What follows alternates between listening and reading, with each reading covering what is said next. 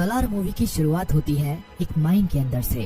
Mine के अंदर कई मजदूर छुपे हुए थे और बाहर कुछ लोग उन्हें ढूंढ रहे थे, क्योंकि यही मजदूर लोग जानते थे कि खजाना कहाँ छुपा हुआ है। उन गुंडों में से एक आदमी इन लोगों को ढूंढ लेता है और सभी लोगों को इकट्ठा करके वहाँ पर ले आता है। तभी वहाँ पर एंट्री होती है हमारे प्रभास की, जो फिल्म में सलार का रोल निभा रहे हैं। सलार अपने सैनिकों के साथ उन लोगों पर हमला कर देता है और सभी को मार देता है और उन सभी मजदूरों को अपने साथ लेकर वहाँ से चला जाता है। सलार कहता है कि डरो मत, आज से तुम्हारी जिम्मेदारी मैं उठाऊंगा, तुम मेरे साथ रहना और मेरे लिए काम करना। इसके बाद सलार इन सभी को उसी माइन की खुदाई में लगा देता है जो तबाह हो चुकी है।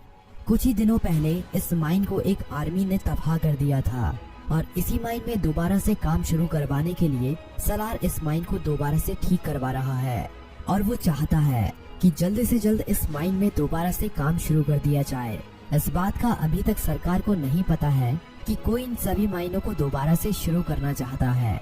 इस माइन को और भी कई लोग ढूंढना चाहते हैं और उन्हीं लोगों में से एक है पृथ्वीराज सुकुमारन, जो फिल्म में वरदराज मन्नार का रोल निभा रहे हैं। वरदराज मन्नार दुनिया का सबसे ताकतवर और पैसे वाला आदमी बनना चाहता है। वो जानता है कि इन माइनों में ढेरों सोना दबा हुआ है, इसीलिए वो भी चाहता है कि वो इस माइन पर कब्जा कर ले। लेकिन जब तक सलार जिंदा है उसका ये सपना पूरा नहीं होने वाला। इससे पहले भी सलार उसके कई आदमियों को मार चुका है, पर अभी तक सलार और वरदराज मन्नार का सामना नहीं हुआ है।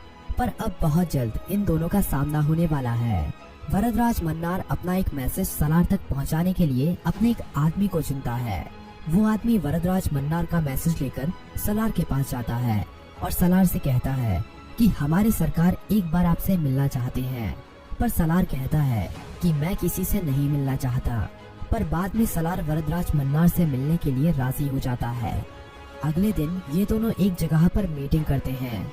उस जगह पर सलार अकेला जाता है और वरदराज मन्नार अपनी पूरी गैंग के साथ आता है। सलार समझ जाता है कि ये उस पर हमला करने आए हैं। इस मीटिंग में वरदराज मन्नार को एक ऑफर देता है कि माइन के बिजनेस को 50-50 कर लेते हैं, पर सलार मना कर देता है क्योंकि ये बिजनेस उसका नहीं था। वो तो सिर्फ इस खेल में एक मोहरा है। ये बिजनेस तो कोई सऊदी अरब में बैठा हुआ सलार का बॉस चला रहा था। यहाँ पर हमें अभी तक क्लियर नहीं हो पाया है कि सलार का ये बॉस कौन है, पर ये पता चल चुका है कि सलार तो सिर्फ एक मोहरा है। इतने बड़े माइन को कोई बड़ा खिलाड़ी ही चला रहा है। सलार वरदराज मन्नार के इस ऑफर को मना कर देता है। वरदराज मन्नार सलार से पूछता है कि तुम्हारा वो बॉस कौन है जिसकी ये सब माइन है। पर सलार बताता है कि आज से कुछ सालों पहले उसके खौफ से पूरा इंडिया डरता था। सभी लोग सोचते थे कि वो मर गया है, पर एक राज की बात ये है कि वो आज भी जिंदा है। और मैं ये राज की बात तुम्हें इसलिए बता रहा हूँ क्योंकि तुम भी बहुत जल्द मरने वाले हो। ये सुनने के बाद वरदराज मन्नार सलार से कहता है कि तुम अकेले हो और मैं अपनी पूरी गैंग के साथ हूँ। मौत मेरी नहीं तुम्हारी आई है। इसके बाद सलार एक पहाड़ी की तरफ इशारा करता है और तभी सलार के सभी सैनिक वरदराज मन्नार की पूरी गैंग को चारों तरफ से घेर लेते हैं और एक एक करके वरदराज के सभी साथियों को मार देते हैं। लेकिन सलार वरदराज मन्नार को जिंदा छोड़ देता है। सलार कहता है कि जाओ और हो सके तो दोबारा हम पर हमला करने की सोचना भी मत, नहीं तो कुत्ते की मौत मारेंगे। वरदराज की बेइज्जती होने के बाद वरदराज अपनी जान बचाकर भी सलार से बदला लेना चाहता था, इसीलिए वरदराज अपने भाई से मदद मांगने के लिए जाता है। वरदराज और उसके भाई की कभी नहीं बनती थी, लेकिन सलार से बदला लेने के लिए ये उसके पास जाता है। वरदराज मन्नार के बड़े भाई का नाम होता है राजा मन्नार और इसका रोल फिल्म में जगपति बाबू निभा रहे हैं। राजा मन्नार काफी खतरनाक आदमी है।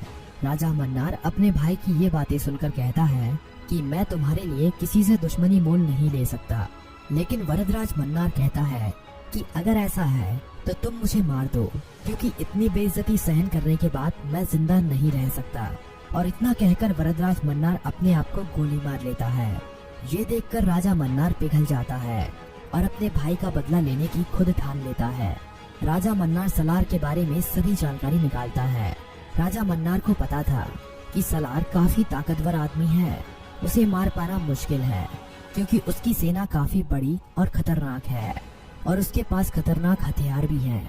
इसीलिए उसे मारने के लिए एक काफी अच्छे प्लान की जरूरत होगी।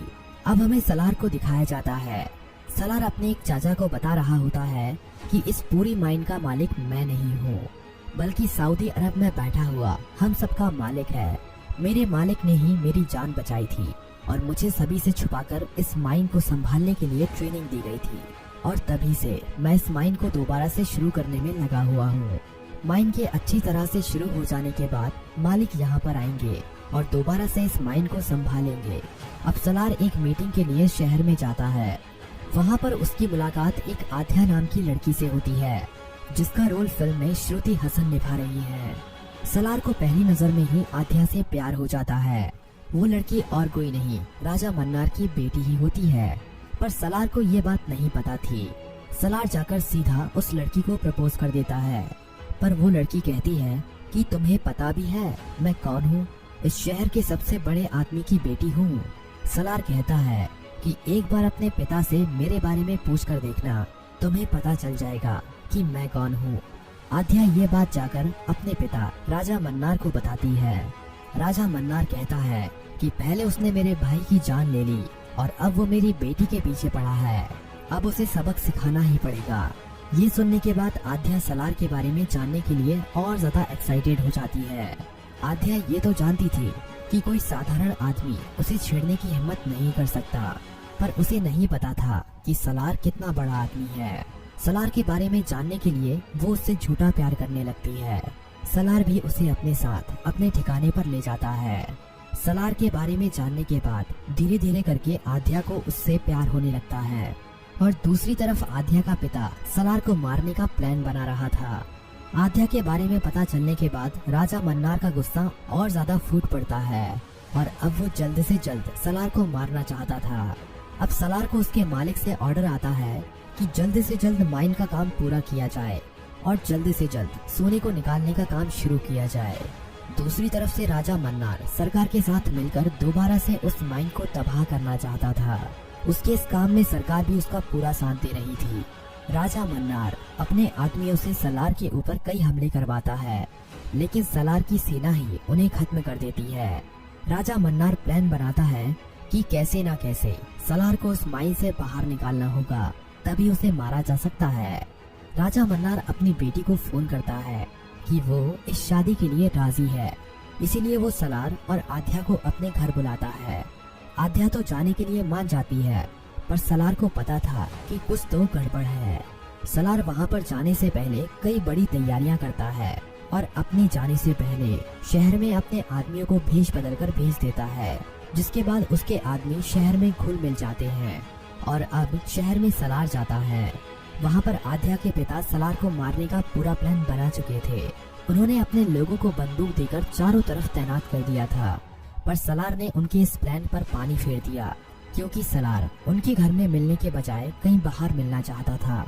ये शर्त राजा मन्नार मान लेता है और एक होटल को बुक कर लेता है और उस होटल में अपने आदमियों को भेष बदल कर उन्हें वेटर बना देता है।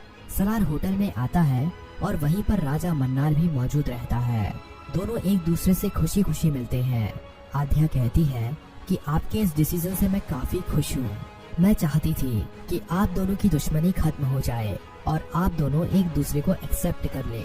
तभी राजा मन्नार कहता है कि दुश्मनी खत्म करने के दो ही तरीके होते हैं, या तो दुश्मन से दोस्ती कर लो या दुश्मन को ही खत्म कर दो। इतना कहते ही राजा मन्नार के आदमी सलार के ऊपर बंदूक तान देते हैं। तभी राजा मन्नार कहता है कि तुमने मेरे भाई को मारा और मेरी बेटी को भी मुझसे छीन लिया और अब तू मौत के मुंह में खड़ा है। इतना सुनते ही सलार हंसने लगता है और कहता है मौत के मुंह में मैं नहीं, तू खड़ा है। और इतना कहते ही सभी लोग सलार से बंदूक हटाकर राजा मन्नार के ऊपर तान देते हैं।